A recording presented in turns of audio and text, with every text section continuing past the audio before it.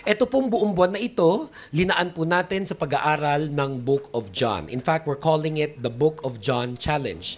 And it's been such an exciting week mula no ito'y ating simulan as many of our people in church began to read the Book of John for themselves. Some of them reading it for the first time, some of them having read it before, reading it once more, at marami po sa kanila nagpapatotoo na sa pagbabasa ng Biblia, meron pong pagpapala. Amen.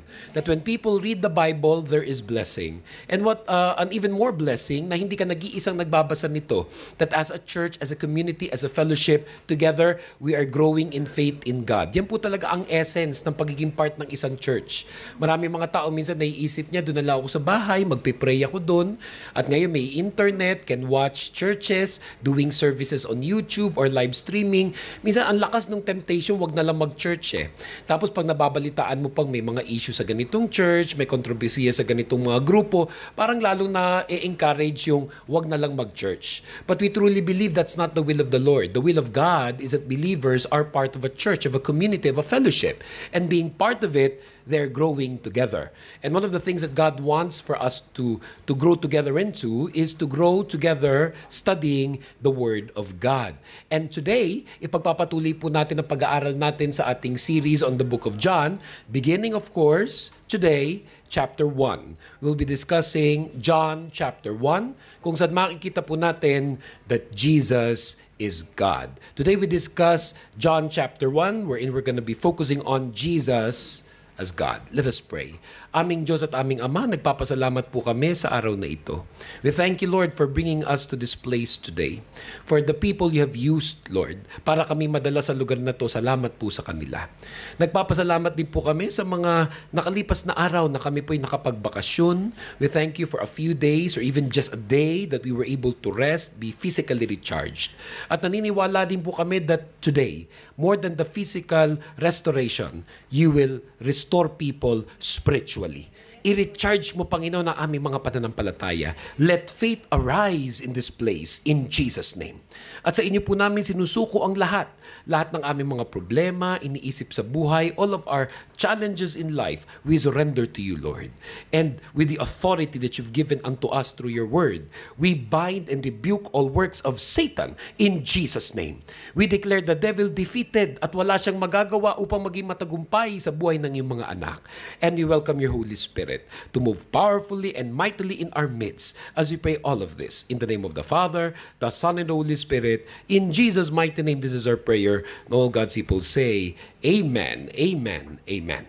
John chapter 1, ito po ang tututukan natin sa araw na ito at sa mga susunod pa nating mga Monday, Wednesday, and Friday worship services at pati sa mga Bible studies natin, puro Book of John po ang ating tatalakayin. Bakit po ba natin sinasabi that Jesus is God? Why do we say that Jesus is God? Probably one of the distinctions of our faith compared to other religions. May ibang mga religion, they recognize Jesus but only as a prophet, only as a man. But our faith, our belief is that more than a man, that He is God. Why do we say this? We find this all in John chapter 1, and now we begin with verses 1 to 5, wherein the Bible it says, in the beginning was a Word, and the Word was with God, and the Word was God. He was in the beginning with God. All things were made through Him, and without Him nothing was made that was made. In Him was life, and the life was the light of men. And the light shines in the darkness, and the darkness did not comprehend it. Mula po dyan sa mga verses na yan, umpisang-umpisa pa lang ng Book of John, ini-establish na nung author kung sino si Jesus sa ating buhay, that Jesus is God. Now remember that the Book of John is part of a collection of books in the New Testament, yung mga nauuna na tinatawag po nating Gospels. At yung mas nauna pa sa kanya, the first three, Matthew, Mark, Luke, are called Synoptic Gospels dahil halos magkakatulad yung atake nila sa kwento ng buhay ni Jesus Christ. Nearly all of them, yung tatlong yun, Matthew, Mark, Luke, they speak more of the human history of Jesus. Beginning for instance with Matthew, kung sa pinakita yung genealogy niya, kung saan na matitrace yung kanyang lineage. Yung Book of Mark and Luke naman, in-emphasize even na, halimbawa si John the Baptist, kamag-anak din niya, yung may mga ganung mga human factor. Pero the Book of John, ibang-iba siya pag binasa mo compared to sa Matthew, Mark, and Luke. Ibang-iba also because of its content. that the focus of the book of John is to establish the divinity of Jesus. The focus of the book of John is to establish the divinity of Jesus, or in short, that Jesus is God. Na itong si Jesus na ating tinatawag ay Diyos. Siya'y Diyos at Diyos na buhay at makapangyarihan sa lahat. Beginning with the opening, sabi, in the beginning was the Word, and the Word was with God, and the Word was God. Jesus as God is the Word being mentioned. Jesus as God is the Word being mentioned. Again, John chapter 1, patungo naman dun sa verse 14, ang sabi, and the Word became flesh and dwelt among us.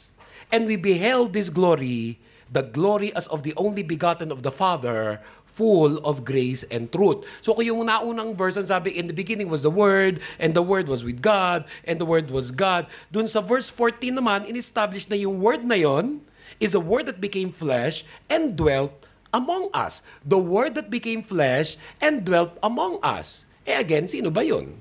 Matthew chapter 1 verses 23 to 25 tells us who that Word is.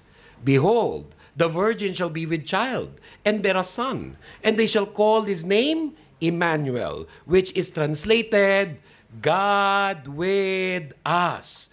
Then Joseph, being aroused from sleep, did as the angel of the Lord commanded him, and took to him his wife, and did not know her till she had brought forth her firstborn son, and they called his name Jesus. Ito pong pag-aaral natin muli ng Book of John para itong Holy Week at Christmas combined. Hindi ba't kadalasan dyan natin binabalik-balikan si Jesus Christ? Pag panahon ng Semana Santa o di kaya pag panahon ng Pasko. Kaso nga lang, sa totoo lang, kahit pa sa Pilipinas, minsan yung actual purpose of those season gets lost. For instance, pag Holy Week, dahil summer, ang talagang priority ng mga tao mag-swimming. Kaya imbis na ang balikan tungkol kay Jesus Christ, ang binabalikan saan magsiswimming. Pag siyempre, pag panahon naman ng Kapaskuhan, kahit pa sabihin mo, nandiyan dyan yung mga vestiges o yung mga paalala tungkol kay Jesus. Pero ang tulong pinagkakabalahan natin, again, bakasyon, pagregalo, mareregalo ka pa kaya, o kaya paano mo taguan yung mga inaanak mo. Yun yung mga pinagkakabalahan ng mga tao. Kaya somehow, yung purpose of the season gets lost. Kaya itong mga ganitong panahon na binabalik-balikan natin ang Book of John, binabalik-balikan natin ang buhay ni Jesus Christ, ay isang magandang pagkakataon na makilala natin muli kung sino ba talaga itong si Jesus na ating tinatawag. Halimbawa ako, I've been a pastor for a long time. Itong church natin, about 4 years. Pero as a minister, as a pastor for almost 25 years. But I make it a point that almost every year, rini-review ko yung Book of John. Lahat naman ng aklat sa Biblia, mahalaga eh. From Genesis to Revelation, all of them are important. But somehow, as pastor, I would really recommend to people, study the Book of John. Review the Book of John. And remember why you are a Christian. Remember why you are a believer. And it's all because of Jesus. Na yung Diyos, nagkatawang tao, para sa ilang mga tao, lalo na pag hindi natin kapanalig sa pananampalataya, marami sa kanila parang imposible yun. Parang napakahirap isipin yun. Pero tell me ko anong mas mahirap, yung Diyos na makapangyarihan, nagkatawang tao, o yung tao naging Diyos. Hindi ba't mas mahirap yung pangalawa? Kung naniniwala tayo na ang ating Diyos ay buhay at makapangyarihan sa lahat, what can stop Him from being God, coming down on earth, and choosing to become a man? Be a man and God at the same time. Kesa naman yung tao, kahit gaano pa kabait yan, siya, maging Diyos. May ganun di kayang religion na ang kanilang pananampalataya, mag-meditate ka lang ng matagal, at bukas makalawa, Diyos ka na rin. O kaya ibang mga tao na sobrang bait, minsan iniisip nila, yung pagkabait nila, sapat na iyon. But here we realize that Jesus is the God being mentioned as the Word. And furthermore, pinapasok din dyan sa Book of John ang isang unique and interesting facet of our faith. And that is the subject of the Holy Trinity. Isa na naman yan sa medyo nahihirapan ispilengin ng maraming taong hindi natin kapanalig. Paano one God in 3 persons? Paano one God pero may 3 persona? At saan si Jesus dun sa Holy Trinity na iyan? Again, in the Book of John, dyan natin yan matututunan. Jesus as God or the second person in the Holy Trinity that has been in existence from the very beginning. that has been in existence from the very beginning. Again, balikan natin yung John chapter 1 verses 1 to 2 kung saan sabi, in the beginning was the Word, and the Word was with God, and the Word was God. He was in the beginning with God. Ulitin natin yan, ha? John chapter 1 verses 1 to 2, in the beginning was the Word, and the Word was with God, and the Word was God. He was in the beginning with God. In short, ando dun na siya. Merong dalawang klaseng existence si Christ. One is called pre-incarnate Christ, the other one is called the incarnate Christ. Yung sinasabing incarnate Christ, yun yung mas familiar tayo. Yung ipinanganak sa pamagitan ni Maria. Yung pinanganak sa pamagitan ni Maria. Kaya maraming mga tao, sometimes theologically incorrect, would call Mary the mother of God. When in fact, she is simply the mother of Jesus as man, as an incarnate Christ. Siya yung piniling vessel ng God by which the human Christ would be born. Pero yung Christ as the second person in the Trinity has been in existence long before Mary. At dyan pinapakita yun sa John chapter 1 verses 1 to 2 kasi in the beginning was the Word, and the Word was with God, and the Word was God. He was in the beginning with God. At isang magandang kasabayang inaaral ng Book of John is the Book of Genesis. Isang magandang kasabayang binabasa ng Book of John is the Book of Genesis. Yung intro nga ng John at ang intro ng Genesis, halos magkatulad dyan eh. In the beginning, God created the heavens and the earth. But here we see in Genesis chapter 1 verses 26 to 27, yung Holy Trinity in action. Genesis 1:26 to 27 says, then God said, let us make man in our image, according to our likeness. Let them have dominion over the fish of the sea, over the birds of the air, and over the cattle, over all the earth, and over every creeping thing that creeps on the earth. So God created man in His own image. In the image of God, He created them. Male and female, He created them. Wow. This is one of the verses that establishes this very unique doctrine that we have in our faith, the doctrine of the Holy Trinity. Pansinin niyo ulit yung verse 26 kung saan ang sinabi, then God said, let us make man in our image, according to our likeness. Let them have dominion over the fish of the sea, over the birds of the air, and over the cattle, over all the earth, and over every creeping thing that creeps on the earth. And then, pagdating sa verse 27, so God created man in His own image. In the image of God, He created them. Male and female, He created them. Kumbaga, yung unang part nung verses that we read, in-establish yung our sila. And then, pagpunta naman doon sa 27, binalik na naman niya na one God sila. Na kahit may God the Son, God the Holy Spirit, as we know it, and God the Father, together, collectively, they are but one God. And this is further established with the role that Jesus had in creation. That Jesus as God also created everything. John chapter 1 verse 3 says, all things were made through Him, and without Him, nothing was made that was made. Again, John chapter 1 verse 3, all things were made through Him, and without Him, nothing was made that was made. Sino yon? Si Jesus. Lahat daw ng bagay nalika dahil din sa Kanya. Walang nalika kundi dahil sa Kanya. Balik na naman sa Genesis, wherein it says in Genesis 1 verses 1 to 2, in the beginning, God created the heavens and the earth. The earth was without form and void, and darkness was on the face of the deep. And the Spirit of God was hovering over the face of the waters. Again, in this particular verse, we see the Holy Trinity in action. In the beginning, God created the heavens and the earth, referring to the Father. And then He spoke the Word, and everything came to being. Jesus, the Son of God, as the Word. And then pagdating naman doon sa verse 2, it says, the earth was without form and void, and darkness on the face of the deep, and the Spirit of God was hovering over the face of the waters, the Holy Spirit. Kaya ilan lamang yan sa marami pang mga verses that establishes why we believe that Jesus is God, the Son of God, the second person in the Holy Trinity, and why I believe that because He is God, Jesus as God gives life to all men. That Jesus as God gives life to all men. John chapter 1 verses 4 to 5 says, "In him was life, and the life was the light of men. And the light shines in the darkness, and the darkness did not comprehend it." Kay Jesus daw, meron tayong buhay. Kay Jesus daw, meron tayong liwanag. Everything that we are right now, everything that we had, everything that we have, and everything that we will ever hope to be, we have because of the life that Jesus gives. Kaya lahat ng mga Christians, ito ang kakaiba rin sa atin dun sa hindi Christian. Para sa atin ang buhay, si Jesus. He gives us life. Whatever you have, it came from Him. Kaya nga tayo nag-worship because we want to give back to God. You want to say to the Lord, thank you for the life I have. Even yung life na meron tayo dito sa abroad, dito sa Middle East, dito sa Dubai, gaano karami sa iyo, kahit naman hindi perfect ang life mo, kahit ang dami mong pagsubok sa buhay, kahit everyday pag gumigising ka, imbyer ka sa mga kasama mo sa accommodation, kahit halimbawa pati sa trabaho, hindi ka masyado happy, o wag na tayo lumayo, kahit asawa mo, pag tinititigan mo, yamot na yamot ka na. Gaano karami sa inyo pag dumadating ang sweldo, bad trip, kasi bakit kaya liit, halos hindi mo maramdaman.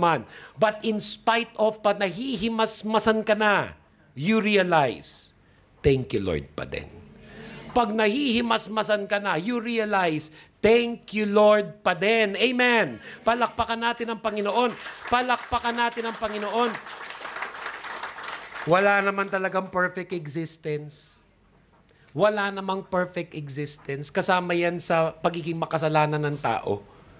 Di ba sabi nga nung ilan, bakit ganon? Minsan pag ang dami mong pera, palpak naman ang love life mo. Sabi ng iba, bakit pag ganda-ganda ng karir mo, pero wala ka naman jowa? Sabi ng iba, bakit minsan may jowa ka nga, may love life ka nga, olats naman sa pera. Sometimes hindi mo nga raw makakuha lahat. No? May ganon talagang sitwasyon. O kaya okay lahat, pero binitray ka naman ng mga friends mo. Minsan okay lahat, pero yung anak mo naman, rebelde ngayon. Yung hindi ba dumating sa point na okay na lang lahat? Like the other day, may nag-message sa akin, isang kababayan natin, na matagal na nagtrabaho dito sa Dubai, pero ngayon nasa Pilipinas na.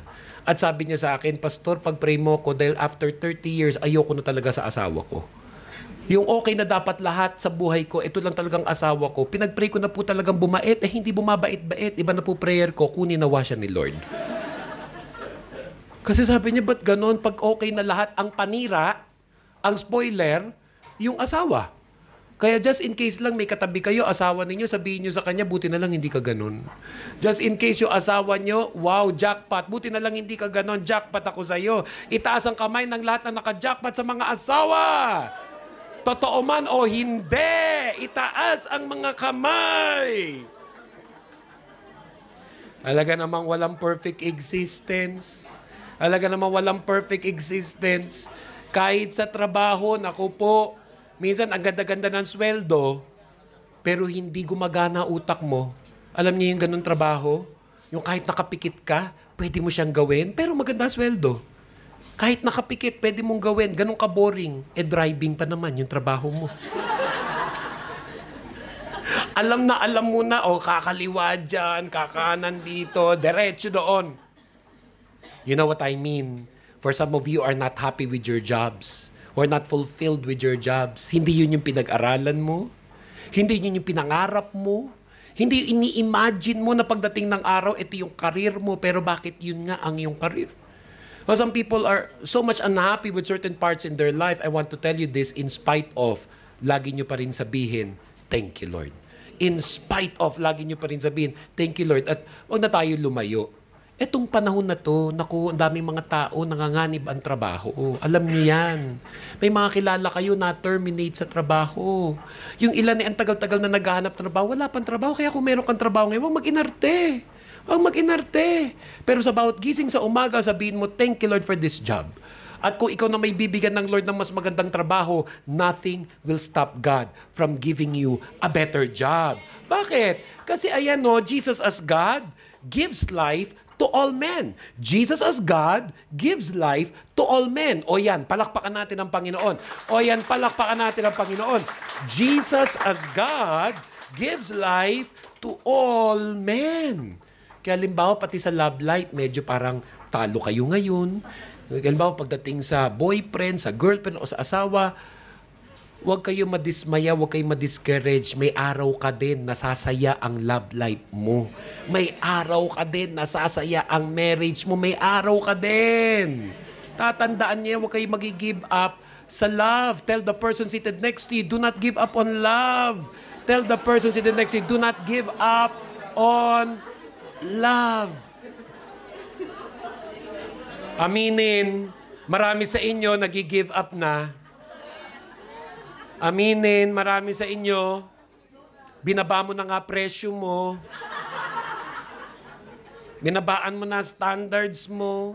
Naranasan mo nang maglakad ng late ng gabi dyan sa Riga, just in case lang may sumipol. Napasok ka na rin sa pangit na relasyon, maling relasyon. Totoo naman na isa sa nagpapasaya sa buhay ng tao, love life. Huwag kayo hipokrito, totoo yan. Ang nagpapasaya talaga sa buhay ay yung may nagmamahal sa'yo, may minamahal ka.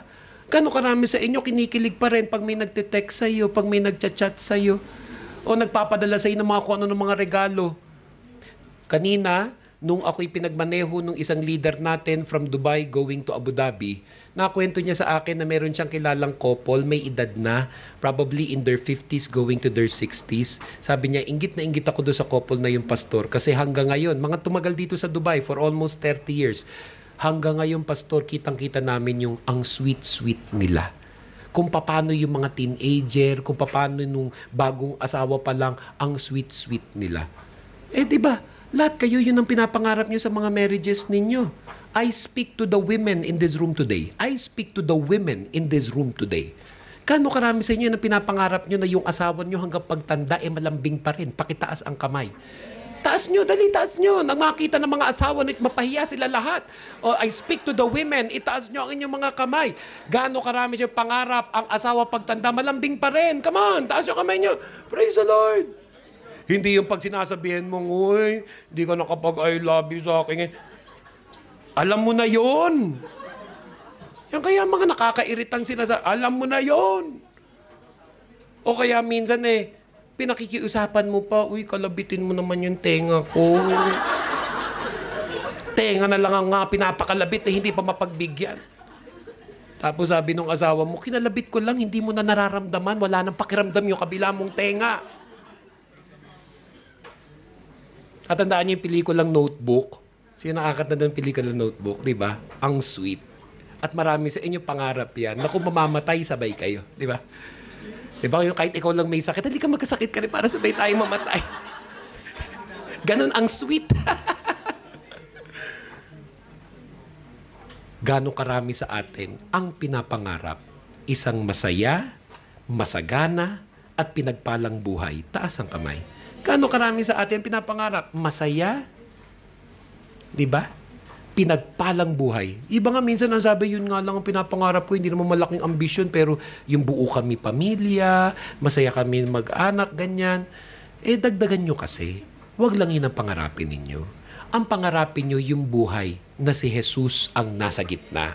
Yun ang pangarapin nyo, yung buhay na si Jesus ay nasa gitna. Kasi marami nang nagkaroon yan Yung masaganang buhay, naghiwalay din. You know what I'm talking about. You know people like that. Minsan nga kung kailan pa nagkapera. Bakit ba nung chicharon lang ang ulam sa Pilipinas? Bakit ba nung araw itlog na maalat lang masaya na kayo mag-boyfriend? Pero ngayon nakakapag-steak na kayo at kung ano-ano pa, doon nagsimula ang dilubyo sa buhay. Hindi nyo naman nami-miss nung araw na simple ka lang, simple lang siya, na hindi masyado komplikado buhay. And the devil comes to people's lives, even when they're working abroad, to complicate that life. So that you will forget na ang tunay na sikreto sa isang masaya, pinagpalat, successful na buhay ay si Jesus. That's what we believe in. That Jesus is God, He gives life to all men. Going back to Genesis chapter 2, verse 7, it says, "And the Lord God formed man of the dust of the ground, and breathed into his nostrils the breath of life. And man became a living being." Again, Genesis chapter 2 verse 7 says, "And the Lord God formed man of the dust of the ground and breathed into his nostrils the breath of life, and man became a living being." Mula noon, during the first days of creation, hiningahan ng Diyos ang tao kaya nagkabuhay. Hanggang ngayon, yan pa rin ang ginagawa ng Lord. Hinihingahan niya tayo with life. At alam niyo kung saan niyo nakukuha yan? Pag nag-worship kayo.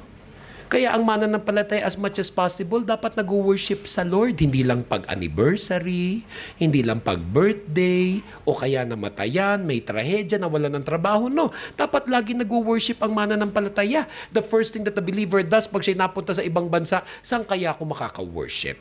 Because when you worship the Lord, that is one of the ways by which God breathes life into your life. When you lift your hands singing to the Lord, hindi mo lang naiiyak sa Panginoon ang mga sama mo ng loob sa buhay, ang mga problema mo, ibinibigay mo sa Kanya. But that is the opportunity of the Lord that as you empty yourself into His presence fills you up with His love, with His joy, with His peace, with His power. And that's why I will never stop championing the cause of the local church. I will never stop telling people, go to church, worship the Lord.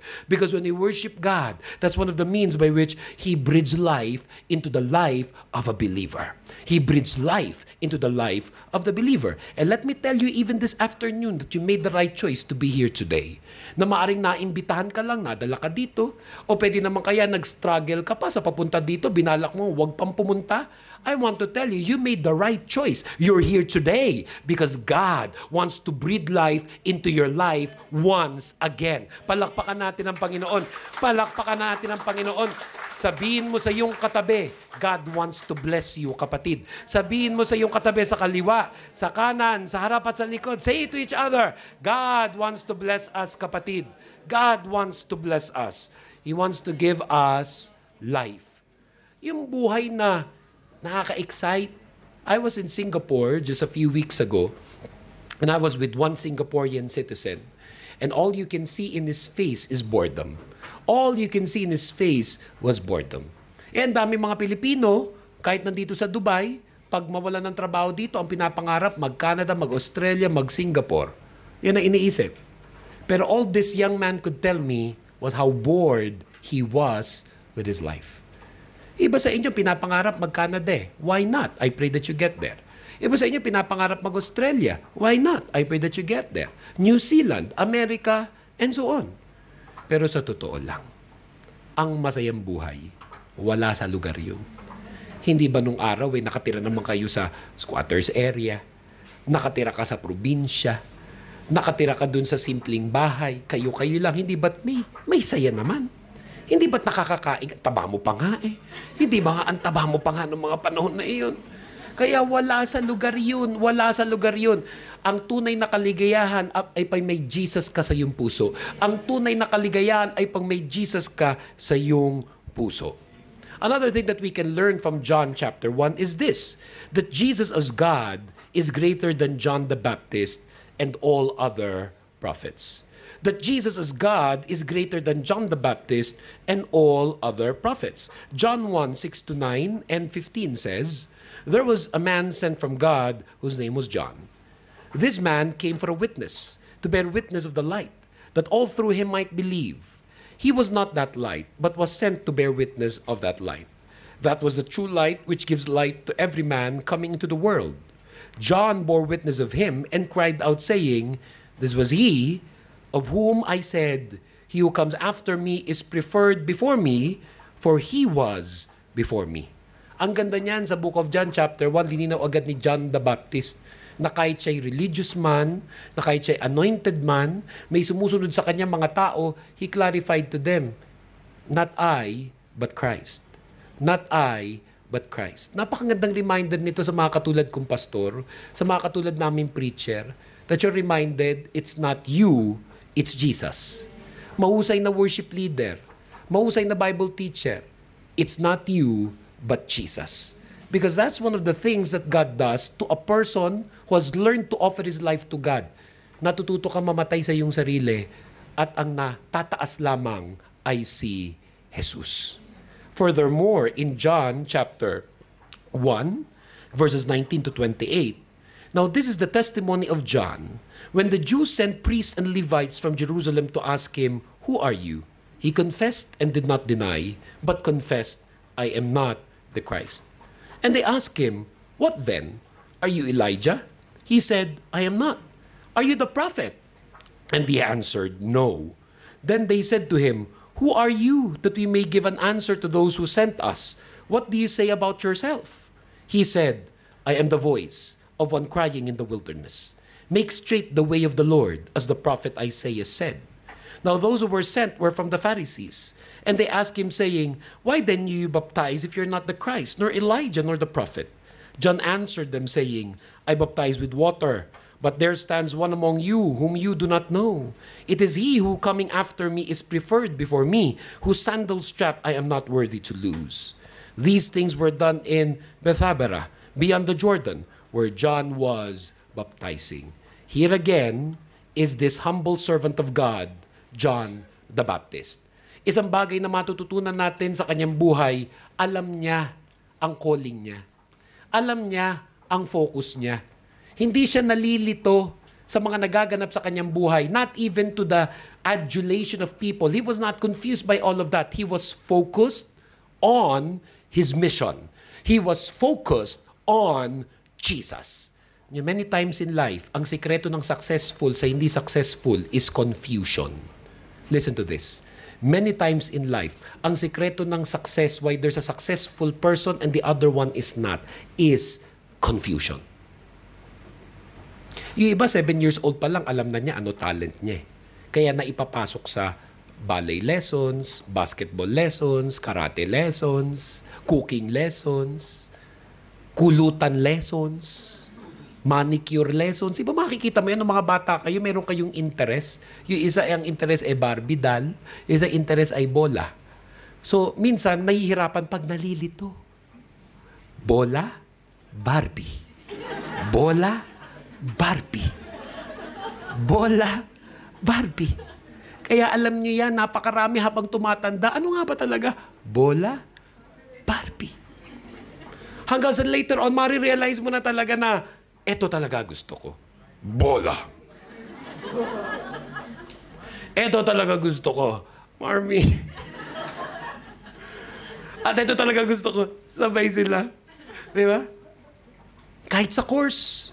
You go to schools. Gano'ng karami sa inyo? Mag-enter into college. Hindi alam kung ano kukunin.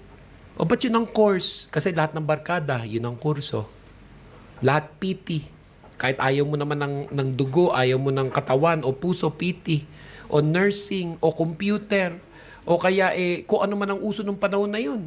Pero sino yung nakatapos agad? Sino yung successful? Yung very early, alam na niya kung ano ang gusto niya. Yung focus, hindi na nakukomplika buhay. Mag-abroad lang. Iba bagong dating dito. 3 months visa, maghahanap ng trabaho. Ano dapat ang focus? Maghanap ng trabaho. Napunta sa dera, nakahanap, jowa. Trabaho ang hinahanap, hindi jowa. Nung umpisa pa sabi, o bakit nandiyan ka sa party na yan? O bakit nandiyan ka sa ano? Hindi kasi para may connection. Para kasi may mga makilala pa sa resume. Kasi ibang resume ang naipasa. Ibang picture ang naibigay, hindi naka-Amerikana, yung naka-bathing suit. Kaya tuloy, ayan, kung saan napunta na pariwara buhay. Umexit lang sa Kish, alam nyo yan. Umexit lang sa Kish. Pagbalik, ayun na, kaila ikasal agad sa embassy dahil may laman na agad ang tiyan. A lot of people, they get to be confused with what they do. We learn from John the Baptist, he was not confused with what he must do. John the Baptist was not confused with his mission. His mission was Christ. His mission was Jesus. He did not even take the glory for himself, but reminded the people. He pointed the people to Jesus. What else we can learn from the book of John chapter 1? Jesus as God forgives sinners of their sins. Aba, isa yata ito sa pinakamasarap na lesson niyang book of John. That Jesus as God forgives sinners of their sins. And everybody say, Amen. Buti na lang. Yan ang Diyos na ating sinasamba. Nagpapatawad ng kasalanan. For the Bible says in John chapter 1 verse 29, the next day John saw Jesus coming toward him and said, "Behold, the Lamb of God who takes away the sin of the world." Again, John chapter 1:29 says, the next day John saw Jesus coming toward him and said, "Behold, the Lamb of God who takes away the sin of the world." Luke chapter 7, 48 to 50 further establishes this, where it says, "Then he said to her, 'Your sins are forgiven.' And those who sat at the table with him began to say to themselves, 'Who is this who even forgives sins?' Then he said to the woman, 'Your faith has saved you. Go in peace.'" Hanggang ngayon, yung pa rin ang tanong natin, who is this that he forgives people their sins? Ano ba mga edad natin ngayon? May ilan tayo dito mga teenager, pero kakapraso ko konti. Pero karamihan sa atin dito in our 20s. Gaano karami sa inyo yung katulad ko? In their 20s. In their 30s. In their 40s. Marami na tayong nagawang kasalanan. Pakisabi mo yan sa iyong katabi, di ba? Pakisabi mo yan sa iyong katabi. With feelings, di ba? Di ba?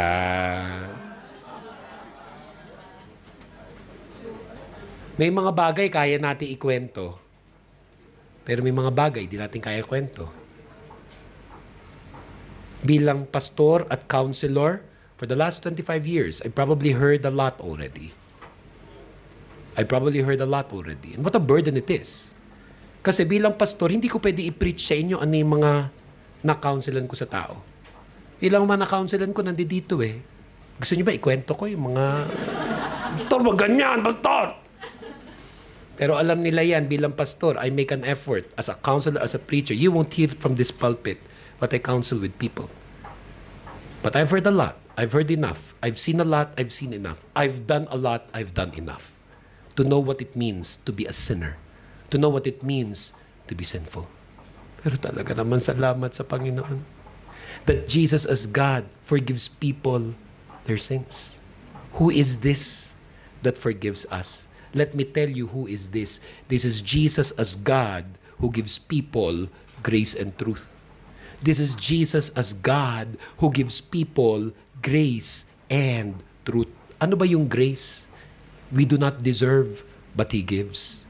We do not deserve, but He gives. Isa pa yan sa pinagkaiba natin sa ibang relihiyon. Sa ibang relihiyon, kailangan magpakabuti ka, magpakabait ka para tanggapin ka ng Diyos. Sa ating pananampalataya, ang Diyos ang gumawa ng paraan na kahit hindi tayo mabuti, mapatawad tayo sa ating mga kasalanan. John chapter 1, 14 to 17 says, "And the Word became flesh and dwelt among us. And we beheld His glory, the glory as of the only begotten of the Father, full of grace and truth. John bore witness of Him and cried out, saying, 'This was He of whom I said, He who comes after me is preferred before me, for He was before me. And of His fullness we have all received, and grace for grace.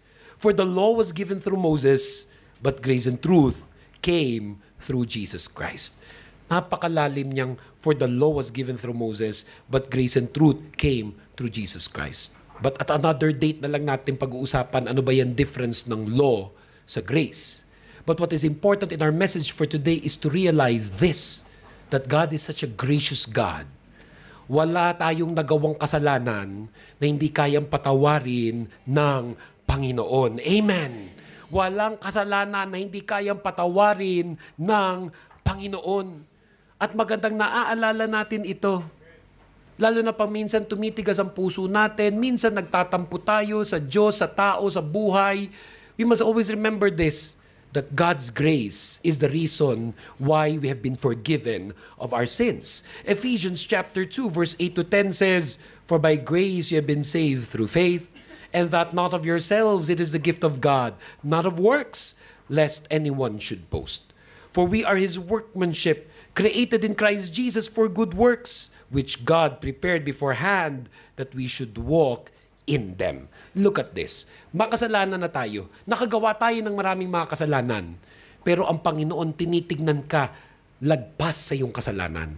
Ang Panginoon tinitignan ka beyond your sinfulness as of today. Ang nakikita niya, Na pagdating ng araw, magbalik loob ka sa Diyos. Na pagdating ng araw, isuko mo ang lahat sa Kanya. Patatawarin ka ng Panginoon, huhugasan ka niya ng inyong banal na dugo. At ano ang sabi sa Ephesians 2, verse 10? You were created to do good works.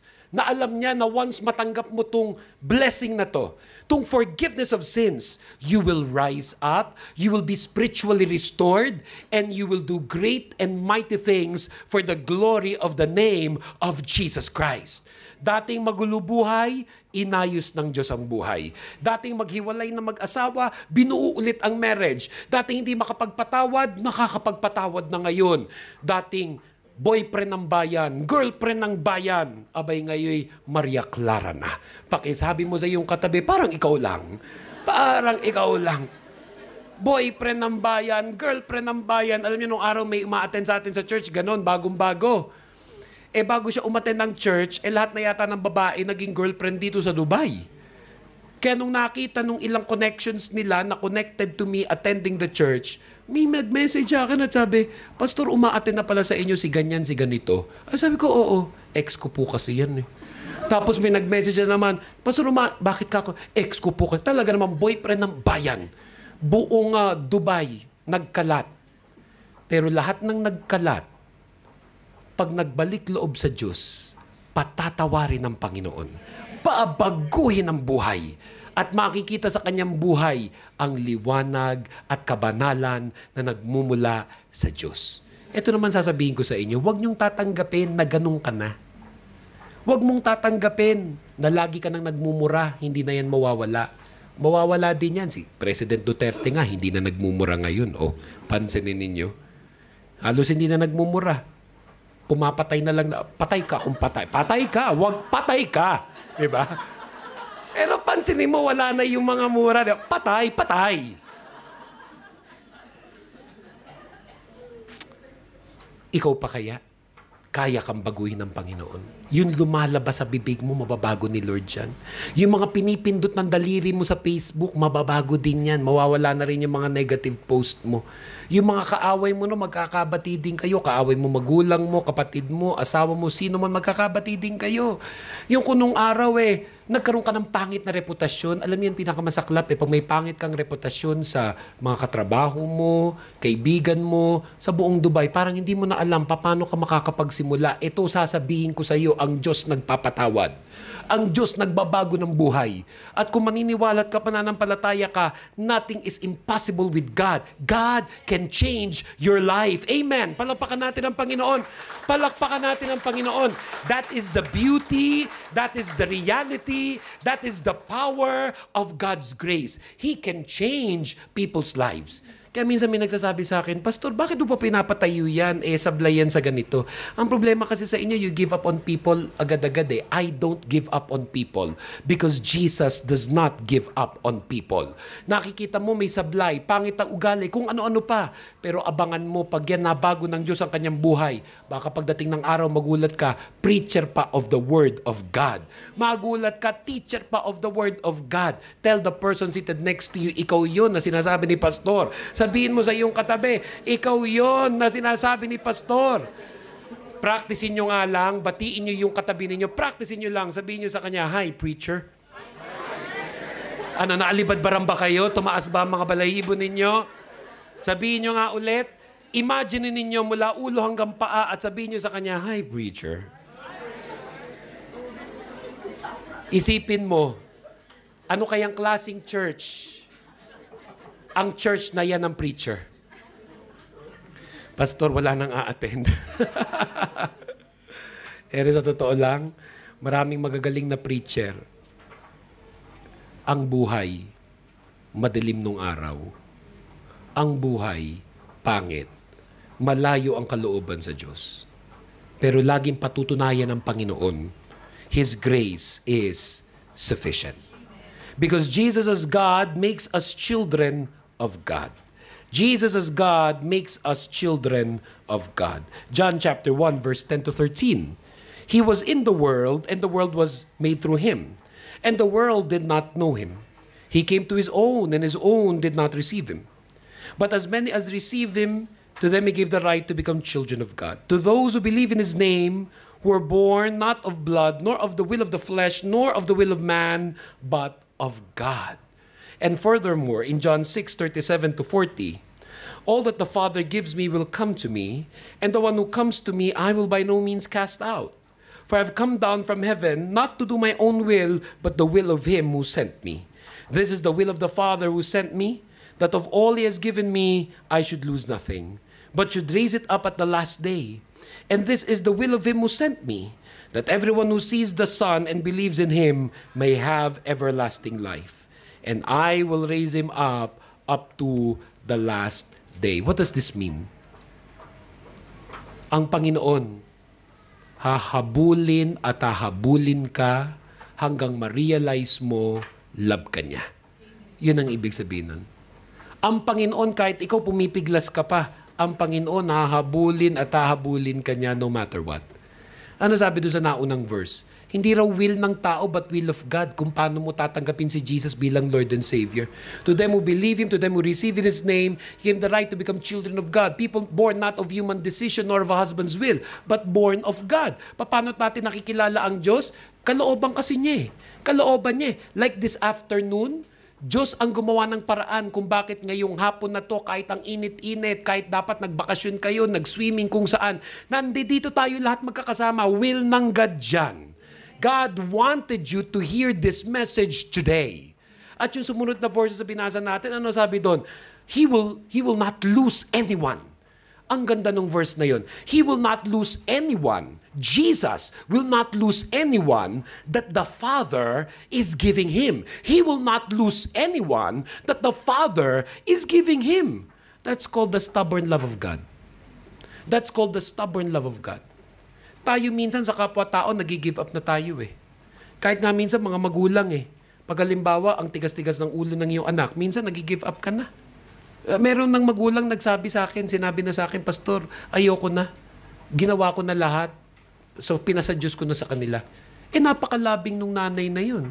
Hindi ako makapaniwala na may nanay na magsasabi sa kanyang anak, sasabihin sa Diyos, ayaw na niya sa anak niya. Nung nakakwento sa akin yung mga dahilan, naiintindihan ko naman, but can you imagine that? A mother saying, ayoko na. Tigas ng ulo eh. Hindi ko na siya anak. But praise the Lord. Ang Diyos hindi katulad natin. He does not give up on us. He will not lose you. He will not lose you. He will not lose you. He will not lose you. And even this day is a testament to that fact that God loves you so much, He brought you to this place today. And lastly, Jesus as God makes men His disciples. Jesus as God makes men His disciples. John chapter 1 verse 35 to 42. John chapter 1, 35 to 42 says, again, the next day, John stood with the two of his disciples. And looking at Jesus as he walked, he said, behold, the Lamb of God. The two disciples heard him speak, and they followed Jesus. Then Jesus turned, and seeing them following, said to them, what do you seek? They said to him, Rabbi, which is to say, when translated, teacher, where are you staying? He said to them, come and see. They came and saw where he was staying and remained with him that day. Now it was about that 10th hour. One of the two who heard John speak and followed him was Andrew, Simon Peter's brother. He first found his own brother Simon and said to him, we have found the Messiah, which is translated the Christ. And he brought him to Jesus. Now when Jesus looked at him, he said, you are Simon, the son of Jonah. You shall be called Cephas, or Cephas, which is translated a stone. At itutuloy ko pa, verse 43 to 51. And these are last verses for today. The following day, Jesus wanted to go to Galilee. And he found Philip and said to him, follow me. Now Philip was from Bethsaida, the city of Andrew and Peter. Philip found Nathanael and said to him, we have found him of whom Moses in the law and also the prophets wrote, Jesus of Nazareth, the son of Joseph. And Nathanael said to him, can anything good come out of Nazareth? Philip said to him, come and see. Jesus saw Nathanael coming toward him and said to him, and said of him, behold, an Israelite indeed, in whom is no deceit. Nathanael said to him, how do you know me? Jesus answered and said to him, before Philip called you, when you were under the fig tree, I saw you. Nathanael answered and said to him, Rabbi, you are the Son of God. You are the King of Israel. Jesus answered and said to him, Because I said to you, I saw you under the fig tree. Do you believe? You will see greater things than these. And he said to them, most assuredly I say to you, hereafter you shall see heaven open and the angels of God ascending and descending upon the Son of Man. Ano yung mahabang binasa natin? Na nung nagpapakilala na si Jesus sa mga tao, nagpakilala siya kay John the Baptist. At si John the Baptist, may disciple si Andrew, nakilala si Jesus.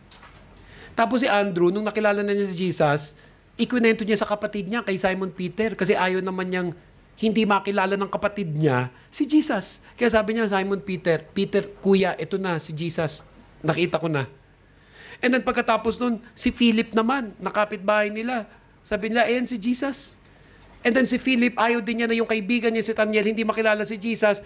Dinala rin niya si Nathaniel para makilala rin si Jesus Christ. That's what we do.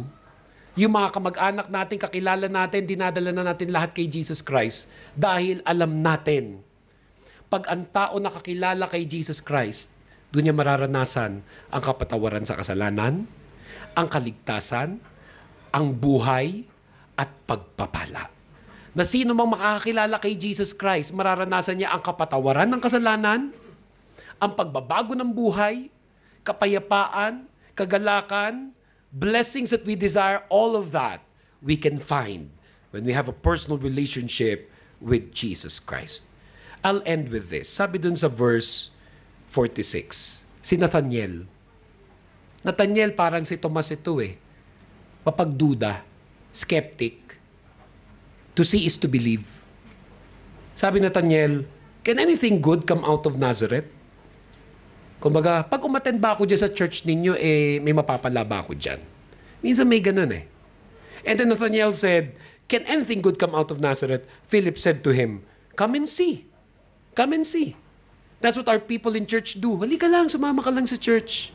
Pakinggan mo yung preacher, umattend ka ng worship, hayaan mo pag-pray ka. Parang ganun. And then furthermore, it says, Jesus saw Nathanael coming toward him and said of him, behold, an Israelite indeed, in whom is no deceit. Nathanael said to him, how do you know me? Jesus answered and said to him, before Philip called you, when you were under the fig tree, I saw you. Parang kanina sa Abu Dhabi, I preached in our church in the morning service. Nung natapos yung worship service, I hardly know anybody in Abu Dhabi. Halos di ko kilala yung mga umaattend doon. And then some of our members came up to me and said to me, yung isa daw na umattend, ang sabi niya, ang galing-galing daw talaga ng Panginoon. Hindi ko naman kilala yung babaeng yun, pero lahat daw nung pre-niche ko ay para sa kanya. Sabi niya, ba't kung makatitig pa daw ako sa kanya, dire-diretso ko makatingin. Hindi ko naman siya... Parang ngayon, nakatingin akong ganyan, nakatingin ganyan. Sabi niya, para daw yung buong mensaheng yun ay para sa kanya lang. Parang si Nathaniel. Nag-umpisang dumating ang daming issue. Nag-umpisang dumating ang daming duda. Ang daming issue. Pero nakita niya, ano sabi doon ni Lord? Ikaw to. Namangha si Nathaniel at ang sabi niya, paano mo nalaman yun? Bakit kilala mo ko? Sino nagdala kay Nathaniel? Si Philip. Baka nga akala niya, kwento pa ni Philip kay Jesus, si Nathaniel. Tingnan mo sagot ni Lord kay Nathaniel. Sabi sa verse 48, Nathaniel said to him, how do you know me? How do you know me? Jesus answered and said to him, before Philip called you, when you were under the fig tree, I saw you. Alam niyo yung fig tree? Malaking tree yun. Hindi ka makikita, parang nakatago ka doon sa fig tree. Kaya ang point ni Jesus Christ, kilala kita. Kilala kita. Kilala kita. Kilala kita. Alam ko pinagdadaanan mo sa buhay. Alam ko yung sama mo ng loob. Alam ko yung mga iniiyak mo. Alam ko yung mga hirap mo. Kilala kita. And this is God's message for us this afternoon. Anak, kilala kita. Sa dami ng tao na nandito ngayon sa worship service na to, ang Panginoon nakadungaw sa iyo. Isa-isa. Kung willing ka, you can look to Jesus. If you're willing today, you can look to Jesus as God. You can look to Jesus as God. Dahil ang sinasabi ng Panginoon sa ating lahat na naririto, anak, kilala kita. Let's bow our heads. Let's close our eyes.